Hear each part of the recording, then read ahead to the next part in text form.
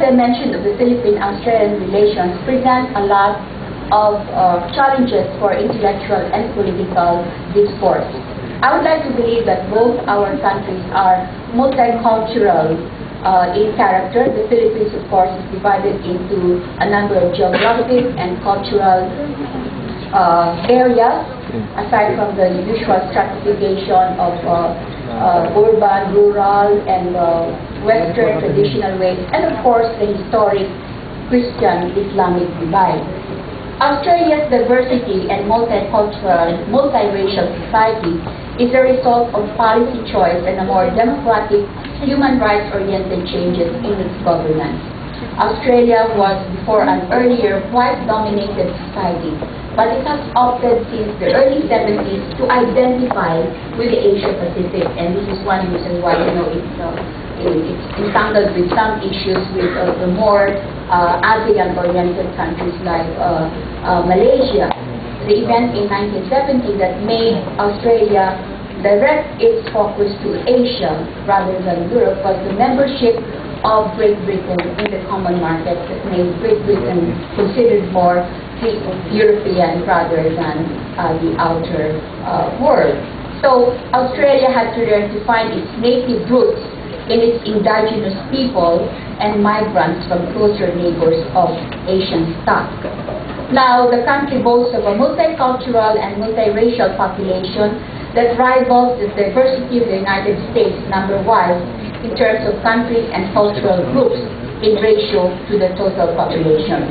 And the Philippines easily takes interest with its global melting pot as a matter of policy and not just as a matter of individual Filipinos' interest for purposes of, say, moving out or taking residence there.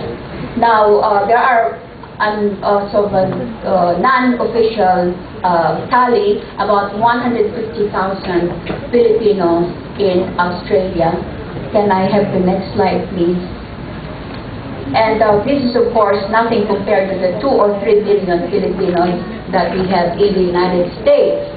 But considering that the Philippines is one of the top 10 countries identified by present-day Australians as the source of their country of origin or birthplace, indicates that we should take an interest in the development of multicultural and multi-dimensional community of this country.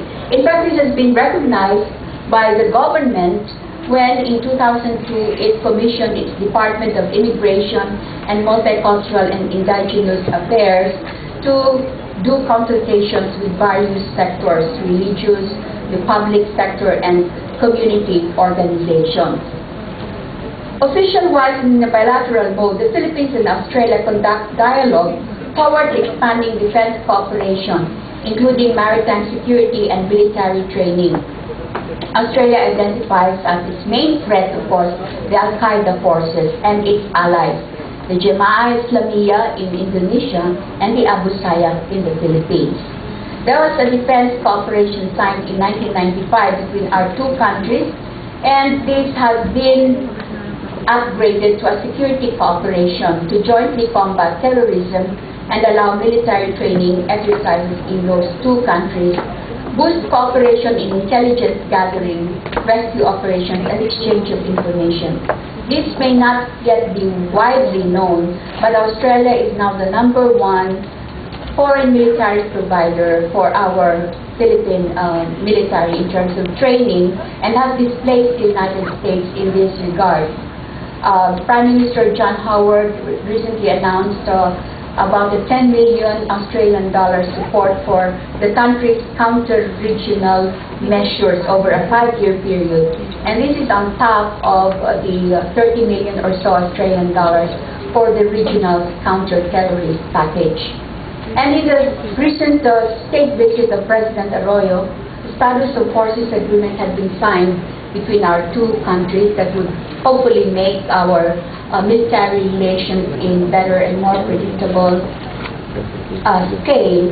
And this, of course, would have to await the ratification of the legislatures of our two countries. Now, the dialogue between the Philippines and this Asia-Pacific power that is Australia takes place in the midst of a number of other bodies like the ASEAN Regional Forum and the APEC, the agricultural body that is the CARNS, and bilaterally we had been conducting dialogue known as the Philippine-Australian Dialogue, or PAD, from the mid to the late 90s. And this has discussed issues on security, on border and police issues, trade and commerce.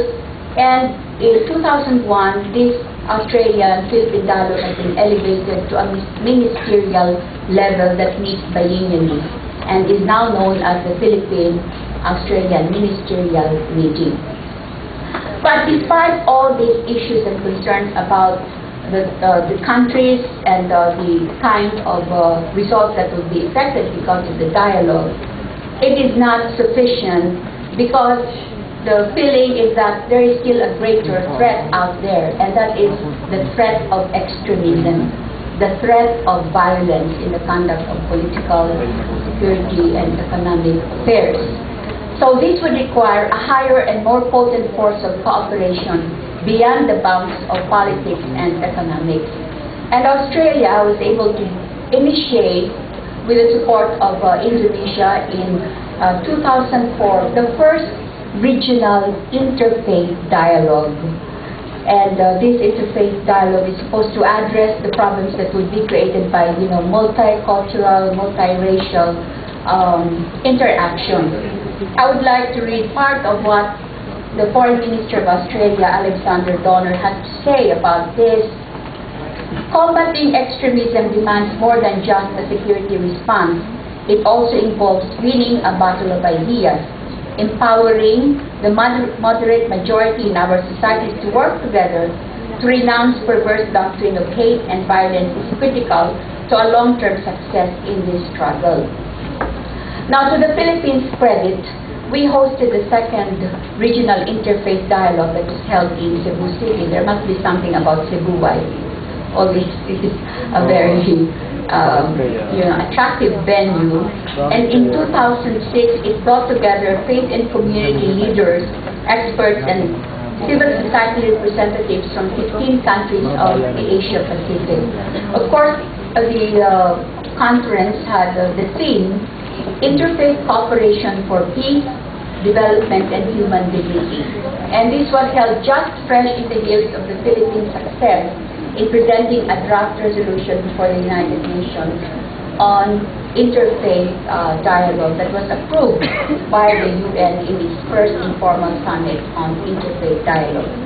Now, the Cebu